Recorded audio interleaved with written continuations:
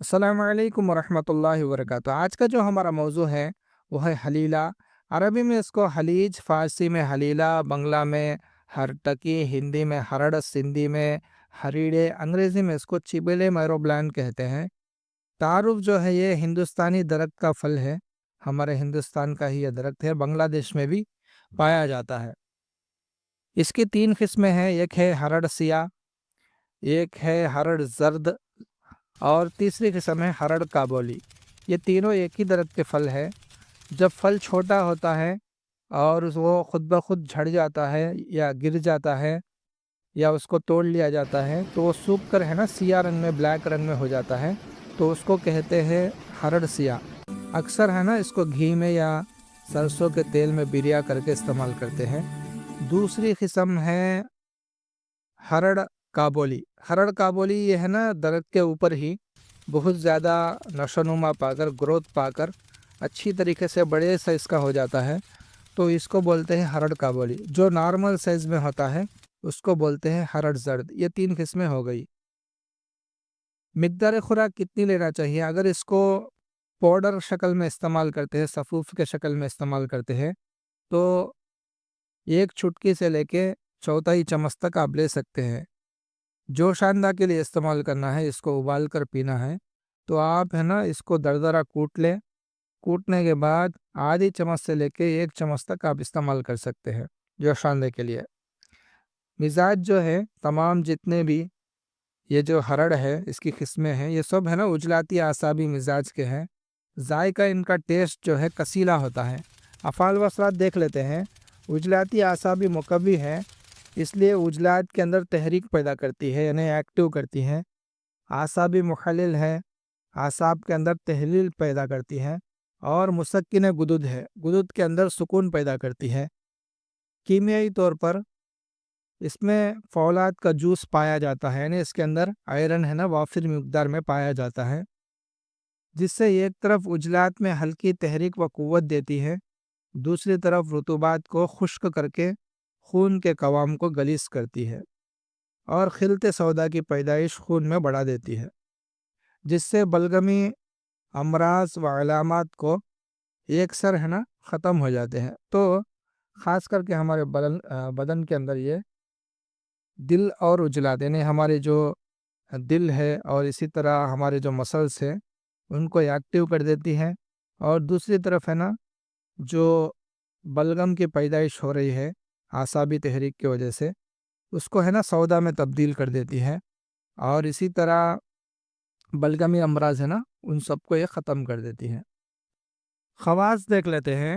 مقوی دماغ ہے، مقوی عضلات اور مقوی گدد ہے، نافع سر و دوار ہے، یعنی جو سر کے امراض ہے خاص کر کے نسیان یعنی بھول جانا، اور اسی طرح چکر آنا، سر درد، ان تمام امراض میں جو بلغم کی وجہ سے ہوتے ہیں ان سب میں ہے نا بہت اچھا فائدہ دیتی ہے۔ اس کے علاوہ مقوی چشم ہے، ہمارے آنکھوں کے لیے بھی طاقت کا سبب بنتی ہے۔ جاذب رطوبات ہے، بدن کے اندر جو رطوبات ہیں ان کو جذب کرتی ہے۔ مقوی معدہ ہے، معدے کو طاقت دیتی ہے۔ مقوی جگر ہے، جگر کو بھی طاقت دیتی ہے۔ ملین ہے، پیٹ کو نرم کرتی ہے۔ اس کو بریا کر کے کھانا پیٹ کے اندر قبض پیدا کرتا ہے۔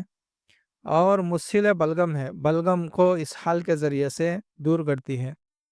اسی طریقے سے مولد سودا ہے، بدن کے اندر سوداویت کو پیدا کرتی ہے۔ حلیلے کو اکثر ہے نا دماغی امراض و علامات کے اندر بہت سے تراکیب سے استعمال کیا جاتا ہے، خاص کر کے اس کے جوارش وغیرہ بنا کے دماغ کی تقویت کے لیے اس کو استعمال کرتے ہیں۔ ابھی میں نے تینوں اعضاء کے لیے، اعضاء رئیسہ کے لیے اس کو ہے نا تقویت کا سبب بنایا ہے۔ یہ اس وجہ سے ہے کہ جب بلغمی امراض ہوتے ہیں، بدن کے اندر بلغم کی زیادتی ہوتی ہے، تو دل کے اندر سکون پیدا ہو جاتا ہے۔ دل ہے نا بہت زیادہ تسکین میں ہوتا ہے، تو دل کو تسکین میں لا کر، دل کو ہے نا تحریک میں لا کر، دل کو ایکٹیو کر کے وہاں کے ہے نا تسکین کو دور کرتی ہے، تو دل کے اندر ہلکی ہلکی تحریک پیدا ہو کر دل کے اندر اسی طرح ہمارے مسلس کے اندر طاقت پیدا ہونا شروع ہو جاتی ہے، اور اعصاب کے اندر تحلیل پیدا کرتی ہیں۔ وہاں پہ جو بلغمی مادے ہیں ان کو ہے نا یہ ختم کر دیتی ہے، بلغم کو ہے نا سودا میں تبدیل کر کے دماغ کے تقویت کا سبب بنتی ہے۔ اس کے علاوہ اعصابی تحریک کے اندر عجلات غدد کے اندر ہے نا بہت زیادہ تحلیل ہوتی ہے، وہاں پہ ہے نا کمزوری پیدا ہوتی ہے، تو اس کمزوری کو، اس تحلیل کو دور کر کے وہاں پہ تسکین کر دیتی ہیں، وہاں پہ ہے نا خون کے دباؤ کو کم کر دیتی ہیں، جس سے ہے نا غدد کے اندر بھی تقویت پیدا ہو جاتی ہے۔ تو تینوں شکلوں میں یہ تینوں اعضاء کے لیے تقویت پیدا کرنے والی بن جاتی ہے۔ اس کے علاوہ قابض اور مجفف رطوبات ہونے کی وجہ سے خاص کر کے جو آنکھوں کے امراض ہے، اس کو سرما بنا کے استعمال کرنے سے، اس کو اچھی طریقے سے پیس کے کپڑ چھان کر کے اس کو سرمے کی شکل میں ہم استعمال کرتے ہیں، تو آشوب چشم جس میں خاص کر کے آنکھوں سے پانی بہتا ہے، اس کے اندر، اس کے علاوہ جو آنکھوں کے اندر سرخی، اس کے علاوہ ڈھلکا جو پلکوں کی سوزش ہوتی ہے، ان تمام آنکھوں کے امراض کے اندر بہت زیادہ فائدہ دیتی ہے۔ معدے کے اندر خاص کر کے جو رطوبات زیادتی ہو گئی ہے، تو ان کو خشک کر کے معدے کی تقویت کا سبب بنتی ہے۔ جگر کی ہے نا مسکن جگر ہونے کی وجہ سے جگر کو سکون دیتی ہے، اس لیے پیچش کے لیے بھی بہت زیادہ فائدہ دیتی ہے۔ اس کے علاوہ دستوں میں جن لوگوں کو لوز موشن لگے ہوئے ہیں، کیونکہ قابض ہے تو قبض پیدا کر کے دستوں کو ہے نا روک دیتی ہے۔ خلیلہ کے بہت زیادہ ہے نا تریفل بنائے جاتے ہیں، جو خاص کر کے نزلہ، زکام، بلغمی کھانسی، بلغمی دمہ اور بلغمی وجہ المفاصل کے لیے بہت زیادہ فائدہ مند ہے۔ یہ ہے حلیلے کے فائدے۔ ہمارے اس چینل کو سبسکرائب کریں، دوسروں تک پہنچائیں۔ السلام علیکم ورحمۃ اللہ وبرکاتہ۔